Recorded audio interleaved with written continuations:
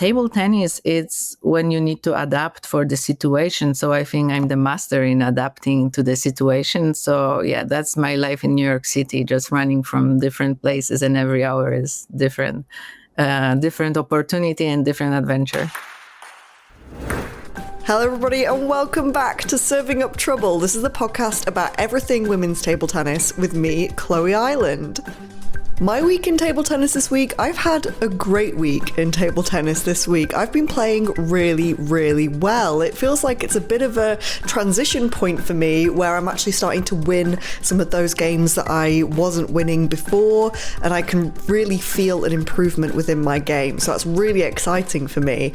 I was watching a Table Tennis Daily video recently, and I think they were with Dima, and he was talking about how he started adding a bit more pressure from his thumb onto his backhand shot, and that allowed him to have more force to push forward with those attacking backhands. And I've started trying to replicate that a little bit, and I've had some great results with it, just adding a little bit more tension onto the rubber with my thumb onto my backhand stroke. And I mean, you know, not to blow my own horn or anything, but I feel like I've got quite a nice backhand anyway, but this has just added that little bit of extra power, that little bit of extra sting that has kind of turned some of my attacking shots from being returnable to not being returnable.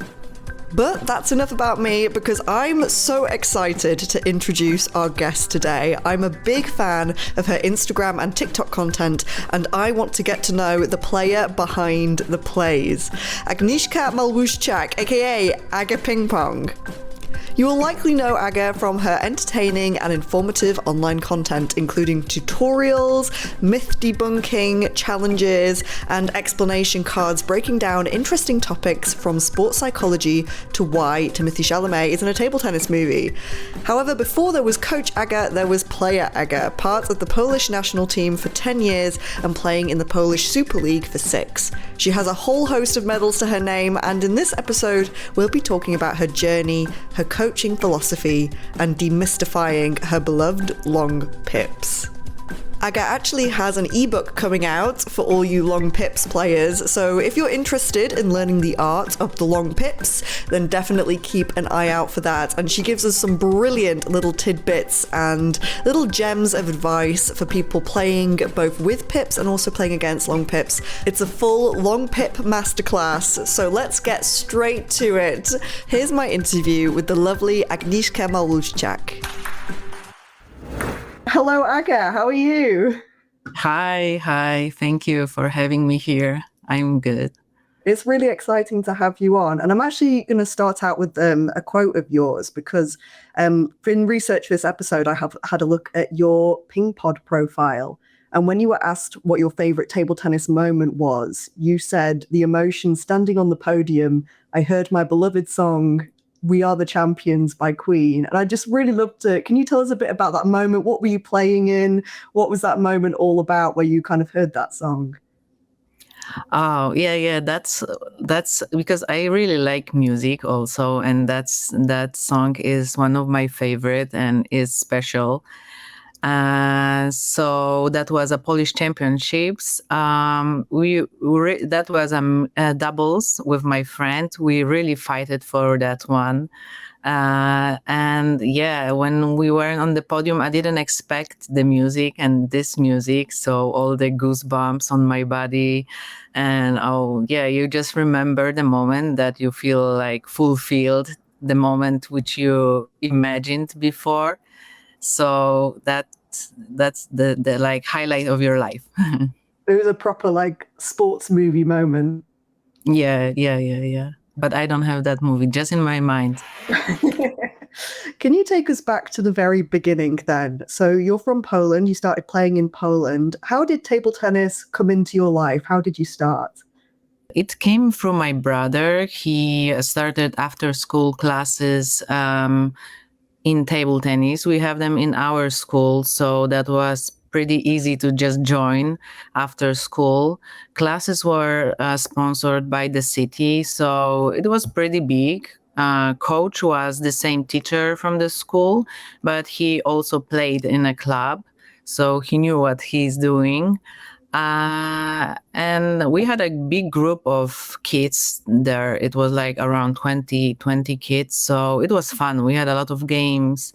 I remember first years, it was just maybe like, bouncing with your racket, not too much playing on the table, but that was much fun. I really like that part of like physical education for the kids at the beginning, and also like having fun through table tennis. Maybe not to, like, I know now like it's very fast, you need to start playing very early, but also I would like to these kids to have like more fun. So I really appreciate that. We played a lot, we have some fun with my friends through table tennis. Yeah. No, I always really like those early things as well, doing the relay races and hitting targets and things and all of that kind of fun stuff that you get to do at the beginning. And at what point was there a coach, or, at what point did somebody kind of say to you, or did you realize that you were quite good at this, that you might be able to take this a little bit further in your life? That's really like a love story to Pips, probably, because one of my friends, like, that was like this bad part that we just picked our rubbers, whatever we wanted, and he just took it. But maybe that's a good part because he felt that he wanted to try a Pips, but we were like 10. So he Mhm. was about to try Pips and he brought it. Then I tried that and I was like, wow, I love it. I love this Pips. I want to play with the Pips. And since that one time, I started with the same rubber, and and then everything changed. I started winning. I started winning tournaments. I started to going for like level higher, because from regionals I was winning, and then I was going to this nationals. I also I started to being a little better, so they put it me to the another, like a bigger club, the same club, but the place when where all the professionals were playing. So I like jumped in to women's league. We had like first, and after it was like extra women's league. So I was really lucky about my sparring partners at that time. I could grow with them because women's were always little older, so I was the youngest, and like growing with them, practicing. Yeah, and step by step I was just better, and I had my moments. I was going to ask you about how early the long pips came in, so you kind of answered my question there. But was that always what you were playing with? Was there anyone that tried to dissuade you from using long pips at the time, or were there any coaches that kind of had negative connotations with the long pips? Because I've heard from some coaches like, oh, you don't get to learn your shots properly, and this kind of thing. So, was there any of those kind of voices around you when you were coming through the sport while you were developing as a player? In a perfect life, you have like, you start with too smooth rubber, you have your nice technique, you have a coach who teach you both technique for topspin, back and forehand, and then maybe coach help you, or you starting to realize that you want to like different style.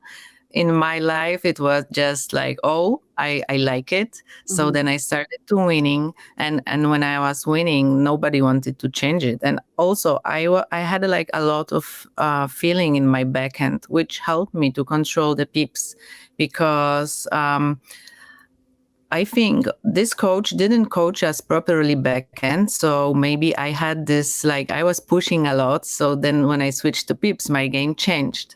But also I was lucky because like I had that feeling in my backhand. So everything connected properly. It's not that you are putting the pips when something is not working. You need to actually like understand what you are doing and feel it with your hand. Absolutely. We'll come back to the long pips in a bit, but I'd love to know a bit about your experience playing on the Polish national team. And how was it playing internationally for you? You obviously started at quite a young age, doing that kind of thing. Was that something that you enjoyed? Were you able to find the fun in that? So, because it kind of leaps up, I think, quite significantly from being, a local player to then going on tour, playing internationally, being part of a national team. So how was that jump for you? I was in this national system quite long, but going for the national tournament for me, it was like twice, maybe. And for me, it was like big experience because then I touched other coaches, other players from like other countries, and that was serious. But I didn't feel enough confident to participate because when you are just not going enough for this kind of pressure tournaments, and you like, I think also we didn't have that kind of like practice. I never practice intentionally. Like I remember it was different, so much different feeling when I was practicing on my practice and then when I was playing tournaments, which I think it's now the goal for the players to like connect it, to don't have these changes. So I was really stressed on this tournament. I remember it good, but I think you need to really participate a lot to get used to that emotions and playing under pressure. So for me, it was my national experience was more in country. I played a lot of nationals tournaments. I played in the Polish expert league, Polish women's expert league for a long time. That was amazing. It taught me a lot. Like I think I grew as a person, of course. Like I just got tougher in my life, but also like I just it's easier to like move on with other things sometimes when you lose in your life. So when I was losing, because it was also like big pressure and big thing for Polish women's league is little less participated than men's league, but still we had some attention.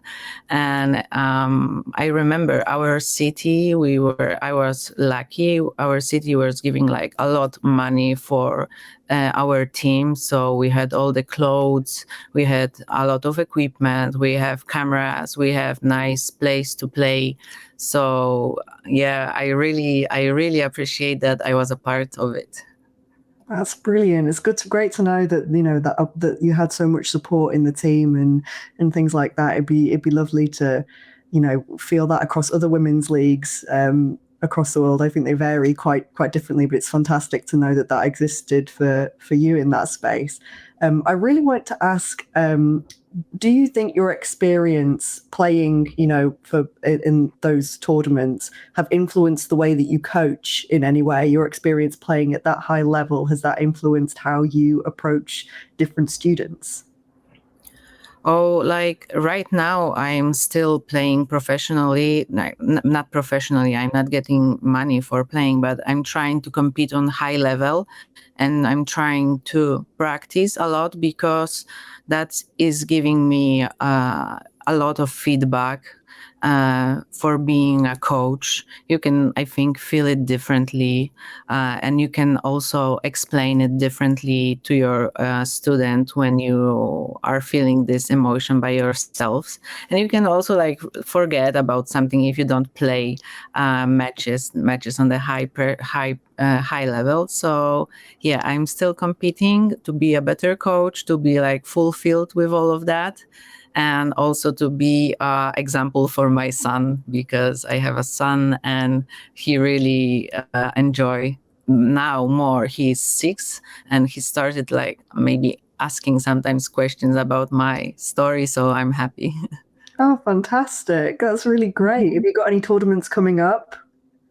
For him or for me? For me, You. for me, yes. I have U.S. Open. I signed up for U.S. Open, Las Vegas this December. 5 weeks to go, so perfect. And that's my focus for now. Yeah, Oh, good I'm luck with really that. happy. Right. Can we talk about long pips then? Because I think long pips get such a bad rep, usually by people who don't know how to play against long pips. I've got to say. Yeah. So, just to start off, can you just explain to us, really basically, what long pips are, what they do to the ball, why somebody might choose to play with long pips? To start from the beginning, in table tennis, we have different type of the rubbers. And the most common rubber is the rubber with the smooth surface. And under this smooth surface, there is like pips facing inward. And that's the inverted rubber. And also we have pips facing outward. You can see the small pimples outward rubber, and they are long pips or short pips or medium pips rubbers, different kind of the rubbers. And I am playing with long pips rubber. So one of my surface is smooth for my forehand, and one of my surface have these small pimples out. And their character, like when the ball is touching this pimple, the pimple is bending, and instead of creating their own spin, it's reversing your spin. So if you play to my long pips top spin, I reverse it and you are getting back spin. If you play to my long pips back spin, I reverse it and you are getting top spin. That's the theory. And then you need to practice to understand the rhythm, because sometimes it's slower, sometimes the ball is wobbling. So it's very important to know theory about long pips. Then you are not hating them, actually. It's always like that. When people don't understand things, then they are like, think it's something weird. But no, it's just different. It's different rubber, and this rubber finding their own responders, people who like want to play different style, people who are like more tactical thinking, people who like to more like play slower, disruptive, trick the opponent than hit hard, or people who have some like movement limitations for slowing down the game, or choppers far from the table, defenders. Yeah, I was going to say, I think I associate long pips a lot with, defenders far back from the table, just absolutely slicing through it and sending back so much spin. And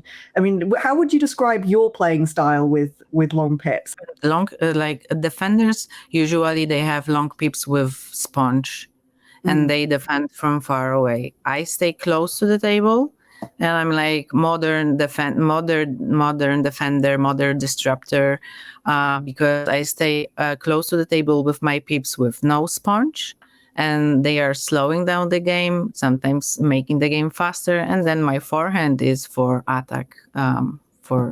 I have smooth forehand. I really like it. Yeah, it's such an interesting game as well. I think it makes it interesting for the player, and it's also interesting to watch, like with the different spin variations and somebody who can disrupt the ball and kind of manipulate the pace to how they want to play. And from what I've kind of seen on your Instagram, that's something that you do quite a bit. You've got an ebook coming out actually about playing with long pips. So I was wondering, would you be able to give us a little bit of a taster, and give us maybe a little bit of a tactic that you might say to somebody who's starting to play with long pips? Because we get a lot of tactics about how to play against long pips, but for the people who are wanting to incorporate that into their game, wanting to change their rubber, there's not a lot of advice out there about how they should be thinking about the game. So have you got any little tidbits that you could throw out to kind of help us with that? First, I think they need to stay proud that they are pips player,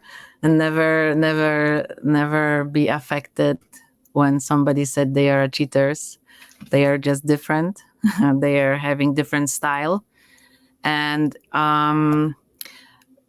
starting from the beginning, I think people need to be sure that they understand what spin is coming to them, and then which shot they want to use against this spin. And then have these basic shots, like really, really like chop block, push, serve, receive.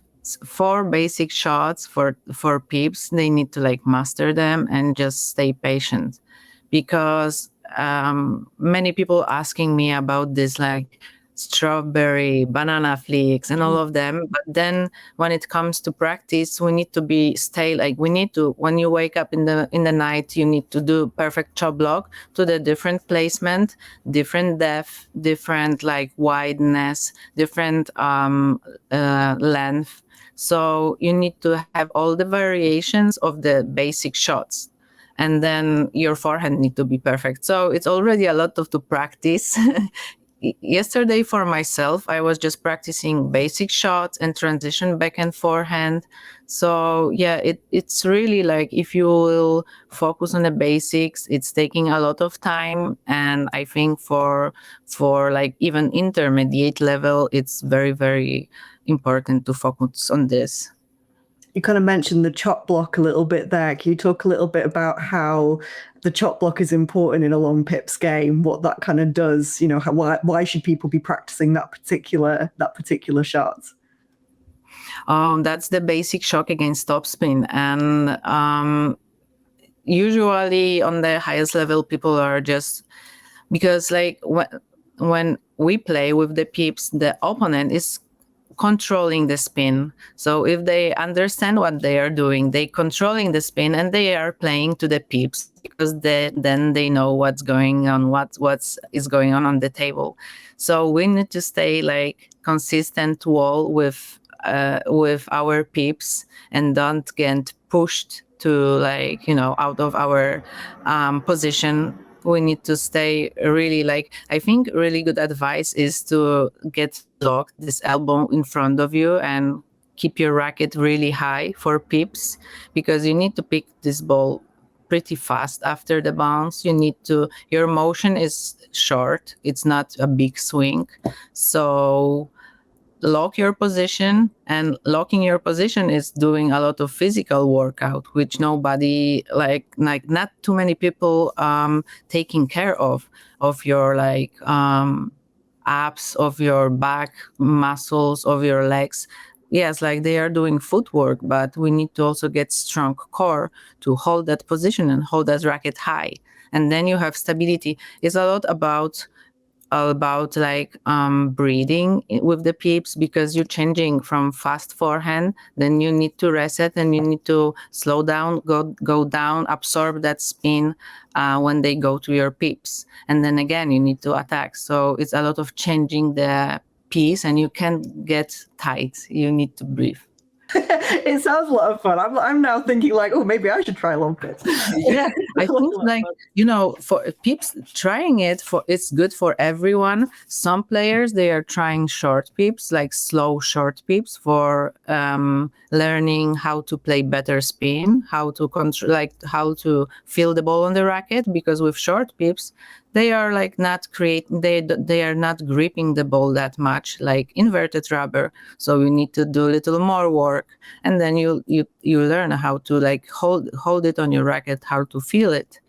So it's a good experience. And then with long pips you can try, and then you understand when you will have opponent coming with long pips, maybe after you will play with long pips, you will know, oh, she did like move from up to down. Oh, that's backspin coming to me. Oh, she pushed forward. That's topspin coming to me. When you hear the ball, when you see the movement, it's easier to understand what's coming to you and then read the spin. That's really solid advice. I never really thought about that with the short pips before, but that is actually a really good idea about getting a good feel for spin and opening up and things like that. That's a really nice piece of advice. I was going to talk about, there was a reel that I saw of yours where you were doing a drill where you went over the ball, but then you were cutting it as well, like doing that chop block motion and changing the direction of the spin so that you could just forehand smash it. And I think, like I said before, a lot of players will associate long pips with passive play or defending. So I wanted to know a little bit about how you said you're like a more of a modern defender or disruptor. So how would you use long pips in an aggressive game, or how do you get in with those attacks?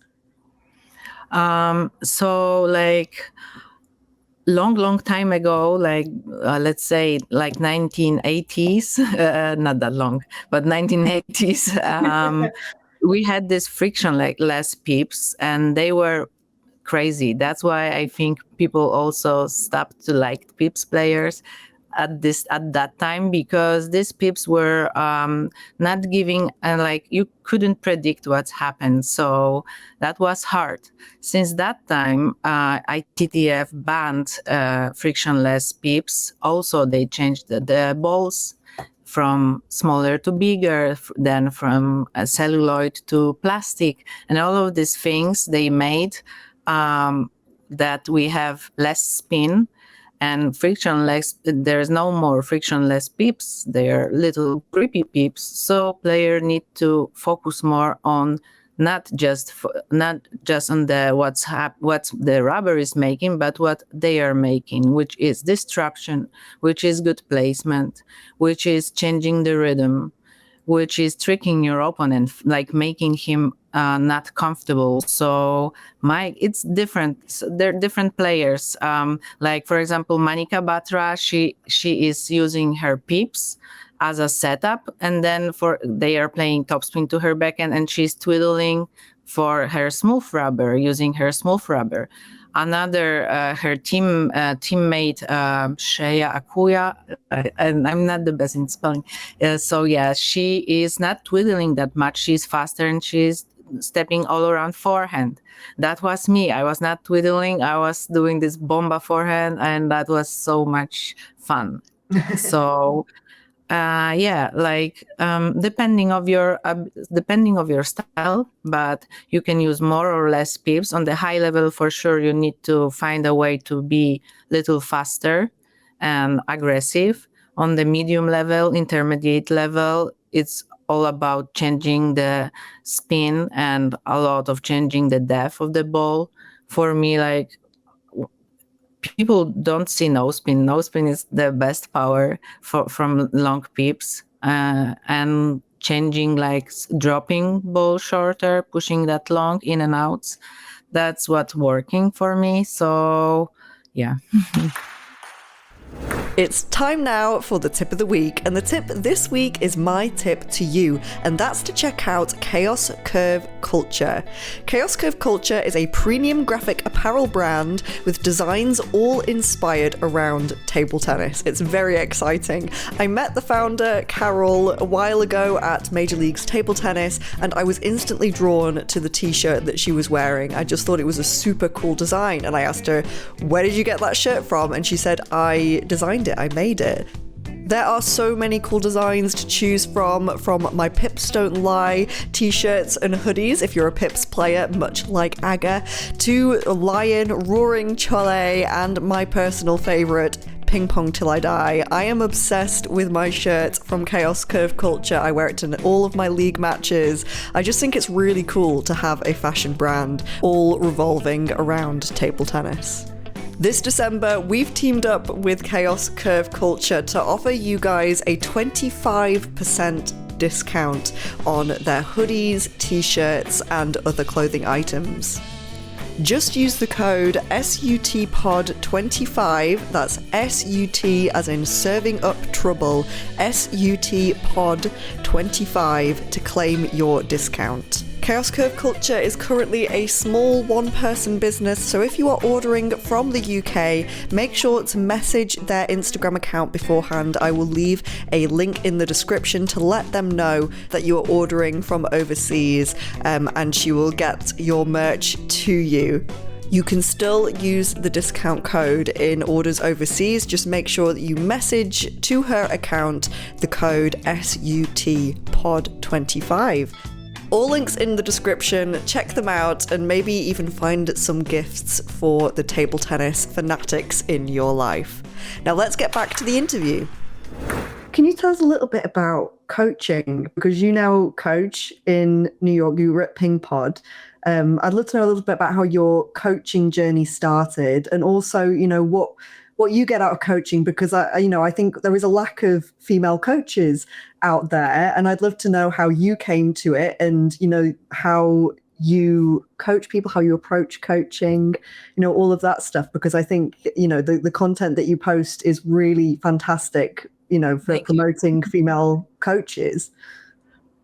Yeah, I really love to activate women to play like table tennis, not even being a coach, but just to step out. Many of my friends, after having a baby, they came back, and I'm so happy about that. But it's not easy to came back, actually.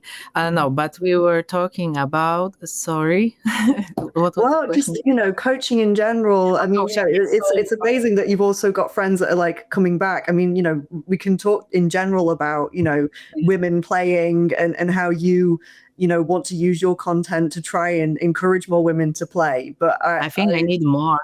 When I was thinking about our talk, I was like, wow, that's the thing I need to do, like some other ideas. But yeah, my coaching story started actually in my university, because I finished physical education in Poland. So I'm a teacher of sport. And during my university, I did some lessons at schools with kids. After university, I worked with the kids as a PE teacher.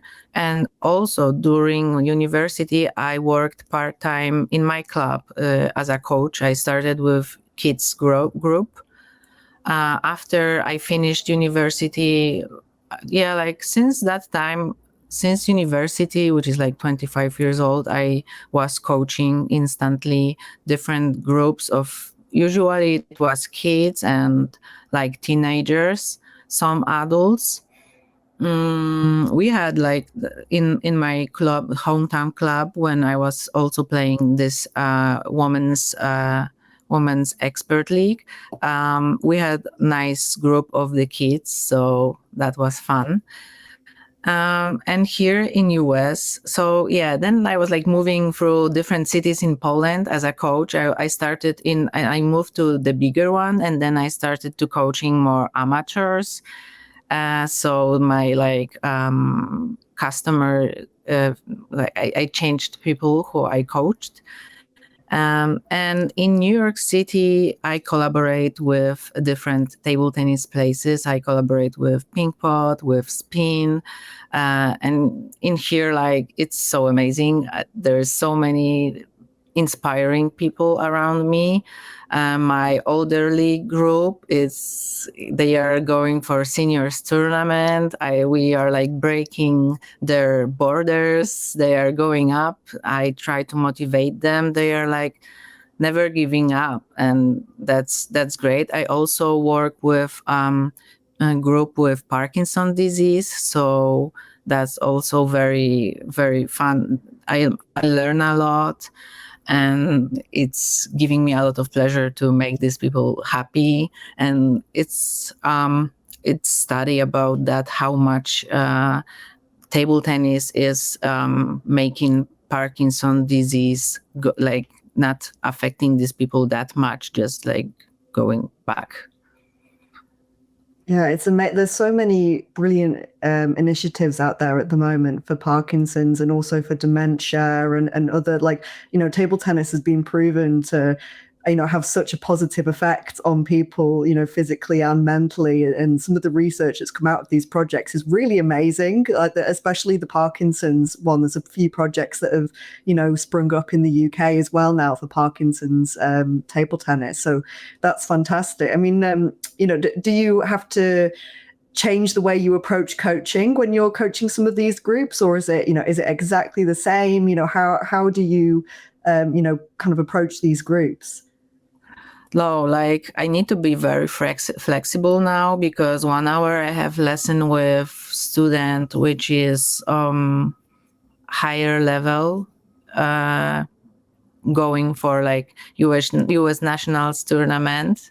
And then I'm going to older people, and like then I need to focus on so many different things, like just making it safe for them, making it fun for them. Sometimes it's it's challenging my brain. It's not just playing. You need to really think about how make a lesson individually, like for these people, how make it good, because like everyone have a different style, everyone have a different day. So sometimes when it's not going good, you just want to change exercise for a basic one and just have fun, not to put a lot of pressure. So it's table tennis. It's when you need to adapt for the situation. So I think I'm the master in adapting to the situation. So yeah, that's my life in New York City, just running from different places, and every hour is different. Different opportunity and different adventure. Amazing. And what point did the content creation come in? Because I first came across you on TikTok, and then I found you on Instagram. And I started seeing a lot of your stuff starting to come up in my feed more. And I was like, this is actually really good. And I think there was a sports psychology post that I saw that like had some really interesting little tidbits on it. So I want to know like what inspired you to start doing that kind of content, and what's your aim with it? Where would you like to see it go? I started because nobody knew me here in America. I came from Europe, and I tried to just find a job, and people knew who am I and what is my like philosophy.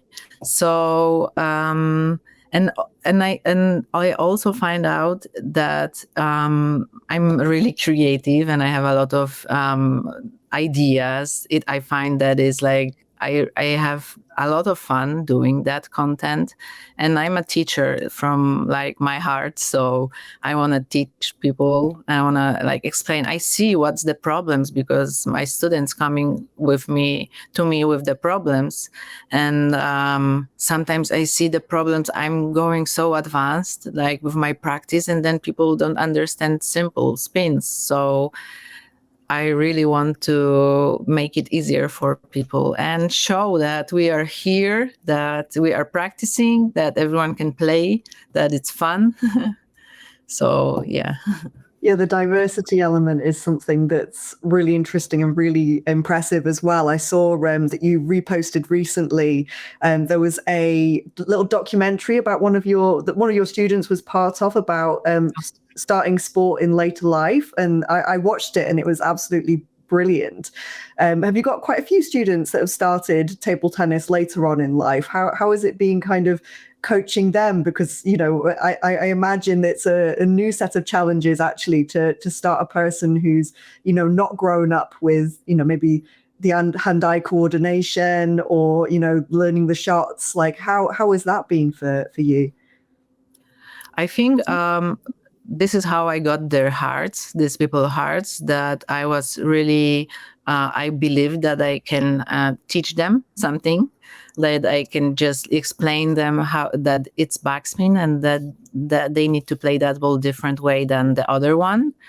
And I was patient about that. I think that's my strength, that I'm patient. So because some of these people, they are just forgetting from lesson to lesson, they are forgetting. Some of these people, like, you need to talk to them to understand, try to understand. Sometimes I'm like, okay, let's play two forehands from two places, and I'm like, okay, oh, is she actually can do it? Like last time we had a fall, not my student fell with other coach. They were doing so smacks, and then she broke her wrist. So you need to think what, like, predict what can happen, like, so yeah, but it's fun. They are motivating me, and we are talking to each other. I'm asking what's going on, and like I'm trying to be not strict. I'm trying to be when I see that they are going to like a bad moment, because it's a lot about motivation. It's a lot about their head, how they are performing. So I'm just like trying to be fun, trying to tell them that it's a joy, it's a game, that they're having fun, and yeah, maybe patience and the things I taught you, they are doing, like, yeah, that's the goal. I mean, table tennis is a fantastic sport for that, I think, because it is like a sport for life. Like you can play it at pretty much any age with, maybe some adaptations and things like that. There are people in our local league that are, 80s, maybe even pushing 90, maybe one. So it's It's one of the things that I love most about the sport is that you have like this massive, age diversity in people that can play and, that have the ability to be able to come in and play. And great that people can come and find coaching and get coaching as well when they're a little bit older, because I think that's quite a big barrier to older players sometimes, is that they struggle to find the coaching. Have you found that to be the case, or is New York quite good for adult coaching and finding that kind I of? think New York City is a good place to find a coach, but also find a customer, because that's how they live. Like when you live somewhere far away, there's no place to practice. One coach, you need to go like 1 hour. Oh, at least like actually, I'm going 1 hour to my work, so that's that's nothing. But yeah, I think this city is making that easier. I know that in US it's sometimes not that easy to practice, but also outside the New York City, you have this more structured clubs with big groups. So I like that for our kids. I would like to see that kind of options for our kids here in the city, because city don't, it's providing more individual options for kids to grow. But even for my son, I would like to put him to the group of kids with good coach doing this like everyday classes. But then we need to maybe live in New Jersey or like little farther from Manhattan.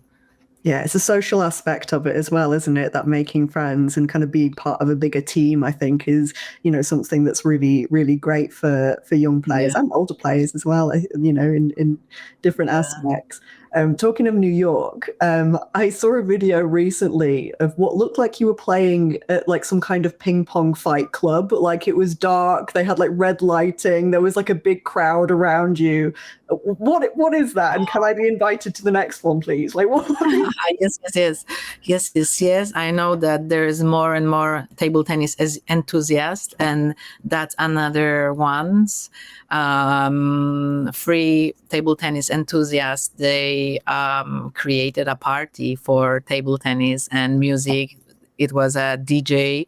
Her name is Blue, and stage name. Yeah. And yeah, it was a tournament, and after we had some dances, so perfect. Oh my gosh, It looks like so much fun. yeah, That's so cool.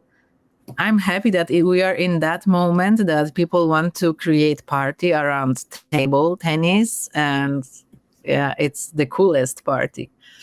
That's so much fun. I'll have to. I mean, I was in the US not too long ago, interviewing some of the women at the major leagues table tennis, and I was trying to find some places to play. I did go to 888, but I was also thinking, because I know that Spin, that's the like, kind of like the bar, Yes, the table tennis yeah. bars around there, and it's like that looks so much fun and things like that. So I kind of wish that I'd been able to go into one of those, but maybe next time I'll have to have a look, because it's such a cool different way of presenting the sport. It just makes it so much fun to be part of and have a look at. It's really cool.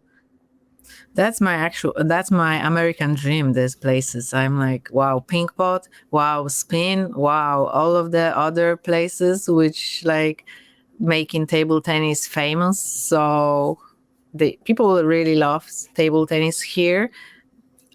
Like they are also like, I think table tennis is growing in US, so I'm in the perfect moment. So yeah, very happy about that. We're going to wrap up soon, but before we leave, I really want to ask about Marty Supreme. We have to talk about Timothy Chalamet, because you're in the movie. You're in the background somewhere. Can you tell us a little bit about? I mean, I don't know how much you can tell us, but about filming. Being part of that experience, because I'm really excited for that film to come out, and I'd love to know where can I spot you? Where should I be looking? Oh, it's like one part of the millisecond when you need to stop it, zoom it 10 times, and then you see me playing close to the one of the tables. And you can see me on the trailer now Oh, when cool. there is Oh, a tournament part. and there's many players, so I'm one of the players. Yeah, hopefully I will be in the other parts in the movie, but that is not that much important that I was there and I experienced this. I experienced playing in the biggest movie, US movie. So I can't tell too much how it was. It was amazing to just see the people working hard and with like all the they were doing that with love. And Timothy, he's a really good table tennis player. So, oh my gosh, that's a highlight of my life. And I hope that that will never finish. That's coming in December 25th. You can see it in the movie, in the cinemas. Yeah, and I hope like it's showing table tennis from the past. It's about famous person living in US, Marty Raisman. He was a table tennis player with racket not covered with any rubber. Now table tennis is different. Now table tennis is like, I would love to even have another movie about how table tennis grew since that time, because if you compare table tennis, which is happening right now, all the fast shots, all the preparation which players need to do to be the best, to the 1950s, that's different. But I love that we have that movie. I hope it's the beginning of the big table tennis era. Yeah. It's so exciting to have like table tennis being presented in like a Hollywood movie. It's not any exposure that we get as a sport that often, and also having a big star attached. It's already got a bit of Oscar buzz around it, so that's really exciting. He's saying dream big, Timothy. So I love that. Dream big. Yeah, I've been watching his Instagram, and all of the stuff that's come out around the film. It is really exciting, and it's going to be interesting to see what happens after the film's release. I'd love to, see, us really capitalize on this opportunity, that the exposure that's going to be brought to the sport. And I think, from what's happening in the US and how big it's getting, the more that it's growing, I think they're in a really good place to kind of be prepared for the input that might be coming in after the film ends. Yes, that's true. And I hope like that will also help these younger players to dream big and really believe that table tennis can be a way for your living, maybe as a, not like a money giving, but also can be like your way to sort of like to live better life with many nice experiences. You're just like, it's easier when you have that table tennis making your brain working faster, making that fast decisions. You're just it's easier to live after that. And I think all my life was like all the table tennis. Always where I moved to the another city, I was like, okay, let me search table tennis club, let me search table tennis people, then I will find my friends, and then everything will be all right. So yeah, absolutely. It's so cool that you've got something that is like connecting you with so many different communities across the world. It's kind of wild to think that you can pretty much go to any country and be like, where can I find my people? This is where, like, the local table tennis club, that's where I can find my people. And even if there's a language barrier, everyone knows the rules of how to play table tennis. You can just pick up that, and you've got that universal language between you already. It's a really beautiful thing that you can kind of share experiences through sport. And things like that. I'm going to ask you one final question before I let you go. And this is because we are a women and girls podcast predominantly. And I'd really like to know, what advice you would give either to your younger self or to other younger female players that might be coming up, through the ranks, might be finding it a frustrating sport, might find that the opportunities might not quite be there for them. What would you like to kind of say to them? How would you encourage them to keep going? I think I will tell to these young players to believe in themselves, like to trust what they think, And because if they believe in yourself, if they trust what they are doing, trust that what they want to do is good, and they like, I remember myself, I was stopping myself from screaming close to the table because I was shy about that. So, and I know that if I would not be stopped by this, maybe I would for sure perform better because I will be just released. So don't think about other person. Find like your goals in yourself, find your purpose in yourself, practice with a purpose, trust yourself. But because if you will trust yourself, then people will trust you, and like take care of yourself, because you are your friend, you are the most friend of you, be your best friend. Thank you so much, Aga. It's been a pleasure to talk to you. Best of luck in your tournaments coming up. And everybody should be following you on Instagram. I'll make sure to pop your socials in the description so that people can see all of the stuff that you get up to. It's been an absolute pleasure. Thank you for doing that for women's table tennis. Oh, thank you. It's a big passion. Yes. Let's make it big. Let's make it big indeed. Thank you so much, Aga, for being my guest today. And if you've been enjoying the podcast so far, then please leave us a review on Spotify and Apple Podcasts. It really helps to spread the word. If you're not following us on Instagram and TikTok, there is a lot of great content coming your way over there as well. I've been doing a challenge up until the release of Marty Supreme to see how many table tennis films I can watch. So if you're a cinephile and you want to see some of that content, then head on over to Instagram and TikTok at Serving Up Trouble. We'll be back soon with another episode, and I will see you then. Bye.